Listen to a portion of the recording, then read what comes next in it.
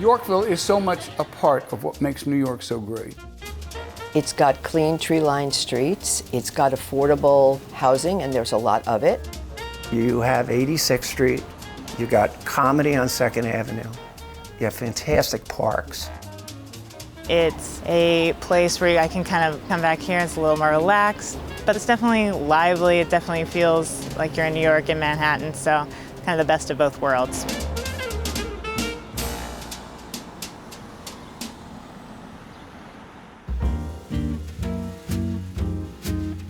Yorkville sort of chose me. Before I moved here, I kept hearing friend after friend after friend say, oh, I live on the Upper East Side, I live on the Upper East Side. I'm like, how do I even get there? Yorkville has high-rise buildings and mid-rise buildings and walk-up apartments, and it also has townhomes on its side streets. Because of the affordable housing stock, you have young people renting and you have professionals and retired people, but also the public schools are outstanding and among the best performing schools in the city. So that draws a lot of people. I like the vibration, the calm. I like being able to walk a half a block and see water.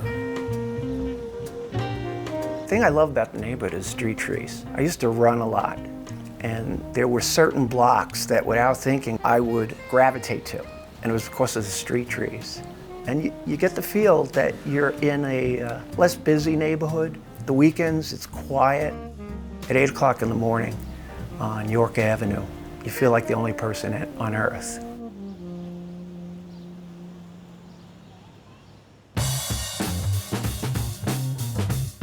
The transportation situation in Yorkville is the Achilles heel of Yorkville. The reason why the prices are lower in Yorkville, especially the eastern part of Yorkville, is because it has the largest walk to a subway of any other part of Manhattan.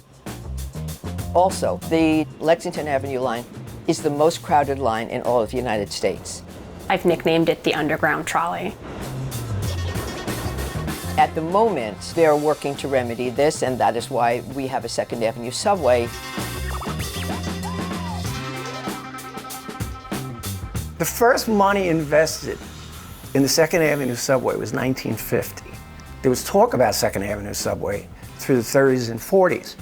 The reason the 3rd Avenue L came down in 1955 was the anticipation of the 2nd Avenue subway being built.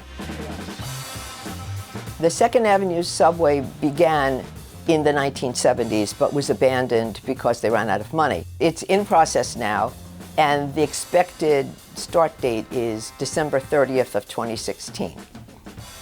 We don't know. The construction is noisy, it's not clean, it's taking away a lot of business from those storefronts, and I feel terrible for the store owners, I feel terrible for the people that are trying to work there and make a living. Outside of transportation, there's huge controversy in Yorkville right now. A sanitation transfer station. The problem here is that it's right on the property of Asphalt Green, which has children's fields right where the Marine Transfer Station is supposed to go. And the station would be open and working 24 hours a day, 6 days a week.